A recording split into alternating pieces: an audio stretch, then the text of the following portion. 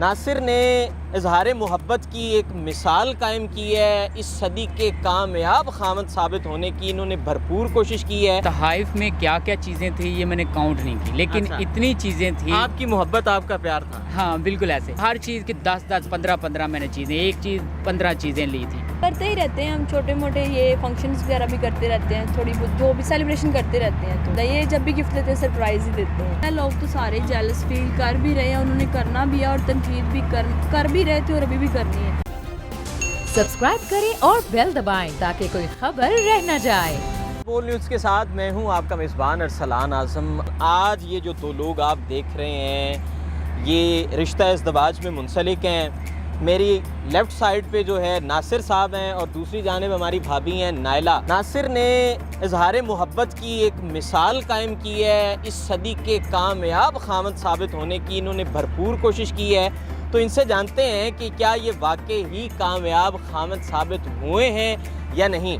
इन्होंने अपनी अहलिया की सालगिरह का एहतमाम किया और सालगिरह पे अपनी अहलिया को तहाइफ में तोल दिया। इससे जो पिछली इनकी जो सालगिरह हैं वो कैसी गुजरी, इसके पीछे कहानी क्या है, ये हम नासिर से जानते हैं। जी नासिर, कैसे हैं आप? जी अल्हम्दुलिल्लाह। नासिर, ये बताइए किन तहाइफ में आपने इन्हें तोला और क्या क्या चीज़ें आपने इन्हें बतौर तहाइफ पेश की? देखें सर, तहाइफ में क्या क्या चीज़ें थी ये मैंने काउंट नहीं की, लेकिन अच्छा। इतनी चीज़ें थी। आपकी मोहब्बत, आपका प्यार था। हाँ बिल्कुल ऐसे, और ये भी मैं आपके तवज्जुह से ऑडियंस को बताना चाह रहा हूँ कि ये जितने भी गिफ्ट थे इन बॉक्सेस के अंदर ना तो मिट्टी थी ना ही रोड़े थे, कोई पत्थर वगैरह नहीं थे। अच्छा। जितनी भी चीज़ें थी ये रियल थी अच्छा और इनके वज़न से ज़्यादा थी। अच्छा, इनके वजन से फिर भी क्या था बताना चाहें, हमारे नाजरीन में भी एक तजस्सुस होगा। उसमें ये था कि हमारे एरिया के जो शहर है ना उसमें शॉप के अंदर जो जो चीज़ें, हर चीज़ की 10-10, 15-15 मैंने चीज़ें, एक चीज़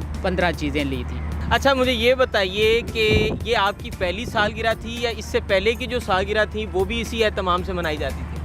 पहली तो नहीं थी, 4-5 गुजर चुकी हैं, वो भी ऐसे ही मनाते हैं, लेकिन ये कुछ एक्स्ट्रा ही हो गया था इसमें। अच्छा, मुझे ये बताएं नासिर, क्या कोई कमेटी डाली हुई थी आपने?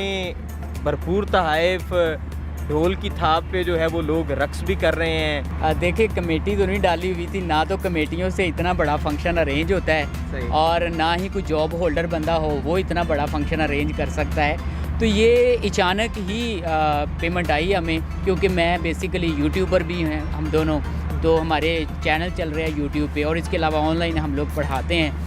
तो ये सारी अर्निंग जो है हमें ऑनलाइन पढ़ाने के बाद ही आई है। ये जो आपकी शादी थी ये लव मैरिज थी या अरेंज मैरिज? Love marriage.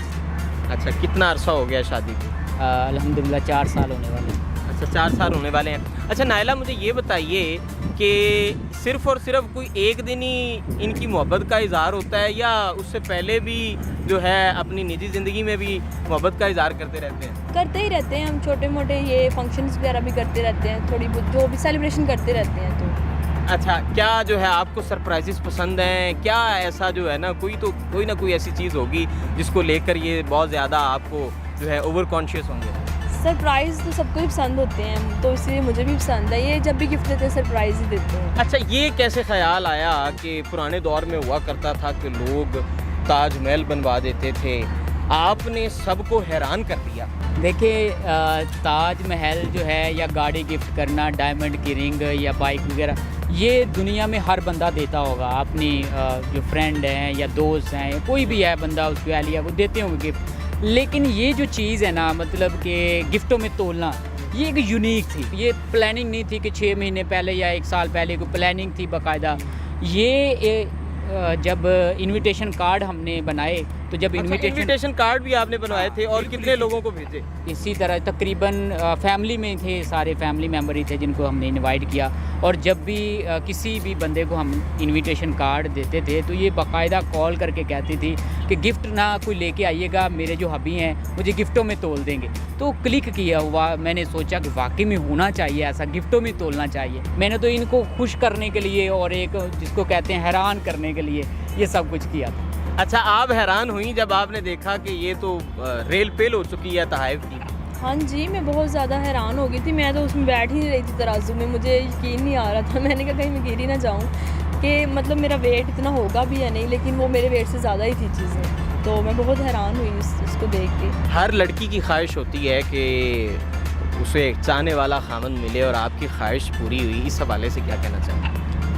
इस हवाले से यही कहना चाहूँगी कि जितना मर्ज़ी बंदा अच्छा हो, लेकिन जब तक हमारी अंडरस्टैंडिंग नहीं ना होगी तो वो हम कामयाब नहीं हैं। तो हस्बैंड वाइफ की या किसी भी रिलेशन में अंडरस्टैंडिंग होना बहुत ज़रूरी है। एज़ अ फ्रेंड रहें, तो जब हम फ्रेंड्स बन जाते हैं ना, फिर छोटी छोटी चीज़ें हम इग्नोर कर देते हैं। तो हम भी फ्रेंड्स हैं, तो इसलिए हमारी लड़ाई भी नहीं होती, हम अभी तक सही। अच्छा, मुझे ये बताइए कि आप लव मैरिज और अरेंज मैरिज के हक़ में हैं, इस हवाले से क्या कहना चाहेंगे हमारी ऑडियंस? देखें, ये प्रोबेबिलिटी है दोनों में से। ये नहीं है कि लव मैरिज फ्लॉप है, ये नहीं है कि अरेंज मैरिज फ्लॉप है। जिस रिश्ते में अंडरस्टैंडिंग जब आ जाती है ना, चाहे वो लव मैरिज हो चाहे वो अरेंज मैरिज हो, तो अंडरस्टैंडिंग के बाद ही वो ओके हो जाता है रिश्ता, ठीक है। तो ये अगर मेरे ख्याल से लव मैरिज हो जाए ना, उसमें पहले से बंदा अंडरस्टैंड कर लेता है।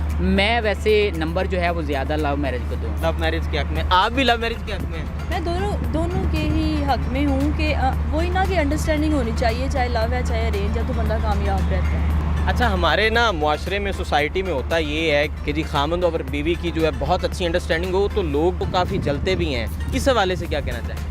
आपको पता है, लोग तो सारे जेलस फील कर भी रहे हैं, उन्होंने करना भी है और तनकीद भी कर भी रहे थे और अभी भी करनी है, तो करते रहे, हमें कोई मसला नहीं इससे। अच्छा, आप पैगाम क्या देना चाहेंगे? पैगाम यही देना चाह रहा हूँ, जितने भी मुझे देखने वाले हैं, मैं हर वीडियो में यही कहता हूँ कि अपनी बीवी को अहमियत दिया करें, अपनी बेगम को रिस्पेक्ट दिया करें। आप ये ना समझा करें कि मैं जो है खामंद हूँ, मेरा रुतबा ऊपर है, मैं तो ये करूँगा कि जैसे तलाक की रेशो ज़्यादा हो रही है वो लड़ाई झगड़ों की वजह से, ठीक है। जब ये चीज़ें आप अपने जहन में रखेंगे ना, तो फिर ये रिश्ता जो है ये फ्लॉप हो जाता है। तो ये अपने जहन से निकाल दें और बीवी को अहमियत दें, गिफ्ट दिया करें, फूल लेके आया करें, फिर देखिएगा कितनी खुशियाँ आती हैं घर में। मतलब आप कहना चाहते हैं कि कोई एक मखसूस दिन नहीं होना चाहिए बीवी से मोहब्बत का, हर दिन ही मखसूस होना चाहिए, हर दिन ही मोहब्बत का इज़हार होना चाहिए जी। अच्छा नासिर, मुझे ये बताएं कि ये तमाम तर ये जो आपने तकरीब की, काफ़ी लंबा चौड़ा ख़र्चा किया होगा, तो इसको देखकर लोगों के ज़हनों में बहुत से सवाल भी आते हैं कि ये तो एक फजूल खर्ची है, किसी गरीब को भी ये सारा सिलसिला दिया जा सकता था, इस हवाले से क्या कहें? हर माह हम अपनी अर्निंग का एक मखसूस हिस्सा गरीबों को देते हैं, ये नहीं है हम लोग गरीबों को देते नहीं हैं, ठीक है। और डेली बेस पर भी हम लोग दे रहे होते हैं, अपने हाथों का सदका निकालते हैं। और रही बात फजूल खर्ची की, मेरा ये यकीन है, मेरा ये अकीदा है और इस्लाम में भी है, आप सल्लल्लाहु अलैहि वसल्लम ने खुद फरमाया है कि सबसे अफजल जो सदका है वो बीवी बच्चों पर खर्च करना है। तो ये नहीं है कि बच्चों पर ही आप जो है ना पैसा जो है वो पानी की तरह बहाते रहें, उनकी छोटी छोटी जो खुशियाँ हैं वो आप लोग जो है अरेंज करें, लेकिन बीवी बेचारी को भूल जाएं। जिसने बच्चे जो है वो जने हुए हैं, जिसने इतने माँ जो है ना तकालीफ जो है सही हैं, उनको पीछे कर देते हैं, बच्चे आगे हैं। बीवी ने तो मरते दम तक आपका साथ देना होता है, लेकिन बच्चे जो हैं शादियों के बाद वो अपने घर जो संभाल लेते हैं। बीवी को अहमियत दें। अच्छा, क्या आप क्या समझती हैं कि ये कामयाब खामद है? जी बिल्कुल कामयाब हैं, मैं जब तक इनके साथ हूँ कामयाब ही रहेंगे। नाजरीन, आपने नासिर और नायला की कहानी जानी। नासिर का मानना ये है कि बीवी को अहमियत देनी चाहिए, बच्चों को अहमियत देनी चाहिए, इसी के साथ साथ एक महीने का एक जो मखसूस कोटा है वो बीवी के लिए ज़रूर रखना चाहिए, उसकी ज़रूरियात, उसे मुख्तलिफ़ दौरानिए के बाद, मुख्तलिफ़ वक्त के बाद उसे सरप्राइज़ देने चाहिए ताकि आपकी मज़ीद अंडरस्टैंडिंग डेवलप हो सके और मज़ीद ये जो रिश्ता है, इज़्दवाज है, इसमें पुख्तगी आ सके। अपने मेज़बान अरसलान आज़म को इजाज़त दीजिए। अल्लाह निगहबान।